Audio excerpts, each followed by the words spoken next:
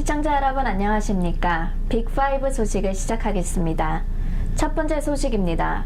워싱턴주 그로서리협회가 협회 회원들을 위한 트레이드쇼를 지난 28일 시텍 더블트리 호텔에서 개최했습니다. 워싱턴주 그로서리협회 측은 매년 겨울 트레이드쇼를 경영인의 방과 함께 개최했으나 이번에는 두 행사를 분리해 따로 개최하게 됩니다. 이날 트레이드쇼에서는 펩시콜라와 코스코 등 대형 유통업체와 은행, 융자회사, 계산 단말기 서비스 업체 등 관련 업체들이 참가해 할인 상품들과 신제품 소개가 있었으며 편의점과 주유소를 운영하는 회원들이 방문해 할인된 가격으로 물건을 구매했습니다. 또한 워싱턴주 주류국에서 참가해 주류 판매 시 주의사항 등을 상담하기도 했습니다. 이번 트레이드쇼와 분리 개최되는 그로서리협회 경영인 밤은 오는 11월 18일 시텍공항 앞 힐턴 호텔 컨퍼런스 센터에서 열릴 예정입니다. 리누드의 한인 형제 2명이 모터사이클 절도 혐의로 체포되었습니다.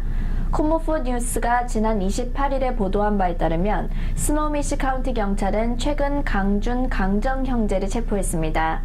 연방과 지역경찰은 이번 주 리누드에 있는 강씨 집을 수색영장으로 수색한 끝에 모터사이클과 모터사이클 부품, 가짜 차량 번호판을 만드는 장비, 서류 조작에 쓰이는 공증인 등을 차고에서 발견했습니다. 동생 강준 씨는 지난 27일 법정에 출두했는데 스노우미시 카운티 트래비스 잔슨 검사는 이것은 훔친 차량들을 분해하며 부품을 비싼 값으로 파는 매우 불법적인 행위라고 설명했습니다. 경찰은 차량 번호 조사를 통해 지난 2015년부터 스노우미시 카운티를 비롯해 킹, 피어스 카운티 여러 도시들에서 도난당한 모터사이클과 모터들을 발견했습니다. 또 강 씨가 에버렛에 있는 창고 시설에도 일부 장비를 보관하고 있는 것으로 추정하고 있습니다. 킹 카운티 메트로버스가 버스 운전자들에게 오버타임으로 일을 시키면서도 임금을 지불하지 않아 연방 노동 규정 위반으로 640만 달러를 지불하게 되었습니다. 노동부는 운전사들로부터 임금을 정당하게 받지 못했다는 150건의 진정을 받은 끝에 이 같은 결정을 내렸습니다. 이에 따라 2,403명의 현 전직 운전사들은 다음 달에 자신들이 받지 못한 임금을 44달러부터 최대 8,500달러까지 받게 됩니다. 이 오버타임 임금은 지난 2년 동안만 해당됩니다. 그동안 운전사들은 시애틀 소도 지역에 있는 버스 차고에서 출발하기 전에 사전 버스 검사를 받아야 했는데 회사 측은 이 시간에는 임금을 지불하지 않아 문제가 되었습니다. 불평이 일자 회사 측은 운전사들에게 사전 검사를 10분으로 개선해 주었습니다. 그러나 100명 이상의 운전자들이 10분 이상이 더 걸렸다며 진정을 했습니다. 또 운전사들은 슈퍼바이저와의 모임이나 보고서 작성 시간 등에도 오버타임비를 받지 못한 것으로 알려졌습니다. 재정 투자 회사인 신시스가 기존 고객들을 초대해 에이전트들과의 만남의 자리를 마련하고 회사 설명회를 개최합니다. 신시스는 보험과 은퇴연금을 기반으로 하는 재정 투자와 은퇴, 유산 상속 등을 상담하고 적정한 상품을 찾아주는 투자 컨설팅 회사입니다.